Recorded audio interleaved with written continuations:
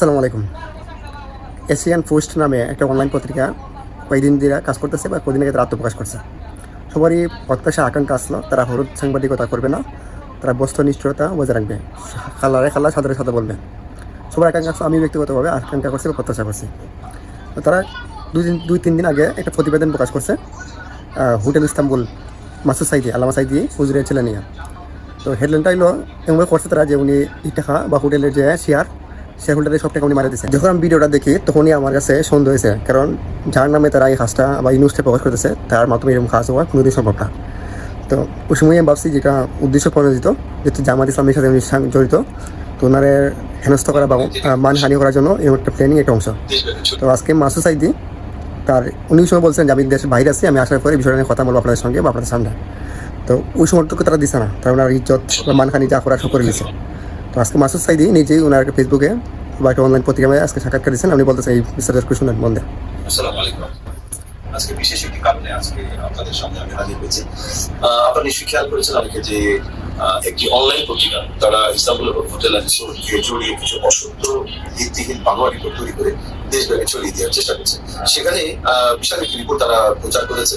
সেই রিপোর্টের ভেতরে মূলত আমার দৃষ্টিতে 3টি পয়েন্ট আছে যেটি উত্তর দেওয়া প্রয়োজন। এছাড়া বাকি সব কথা বক্তব্য তাদের এগুলি একটি রিপোর্ট সাজাতে গেলে হয়তো তাদের প্রয়োজন হয় করে রিপোর্টের ভাবে তারা সাজিয়েছে। প্রথম যে প্রশ্নটি করেছে এবং যেটি শিরোনাম মূলত তারা করেছে যে মাসুদ সাইদির ইস্তাম্বুলে 175 কোটি টাকা কোথায় গেল। মূলত এখানে তারা আপনারা নিশ্চয়ই খেয়াল করেছেন যে শুরুতে তারা আমার নামকে ব্যবহার করেছে এবং এই নাম ব্যবহারে করে শিরোনাম করার মাধ্যমে এটা প্রমাণিত হচ্ছে যে একটি উদ্দেশ্য প্রণোদিত report. Istanbul hotel and resort Masud সাইদির ব্যক্তিগত কোনো প্রতিষ্ঠান নয়, এটি অসংখ্য মানুষের বিনিয়োগ এবং শেয়ারের একটি প্রতিষ্ঠান। আমি সেই প্রতিষ্ঠান পরিচালনার একটি দায়িত্ব পালন করছি মাত্র। তো এই শিরোনামটি প্রমাণ করে যে একটি উদ্দেশ্য প্রণোদিত রিপোর্ট। এই রিপোর্টের ভিতরে তারা বলছেন যে 175 কোটি টাকা কোথায় গেল। এই প্রশ্নটা আসলে আমার যে এই 175 কোটি টাকা কোথায় গেল। যদি ওই অনলাইন পত্রিকা যেটি আমাদের ব্যাপারে এই ধরনের রিপোর্ট প্রচার করেছে প্রকাশ করেছে তাদের কাছে প্রমাণ থাকলে তারা প্রমাণ করুক যে 175 কোটি টাকা কোথায় গেল। শুধু কোথায় গেল এই প্রশ্নটা উত্থাপন করে একটা রিপোর্ট তৈরি করা যায় কিনা এটা আমি বিবেকবান সকল মানুষের কাছে প্রশ্ন রেখে যাচ্ছি।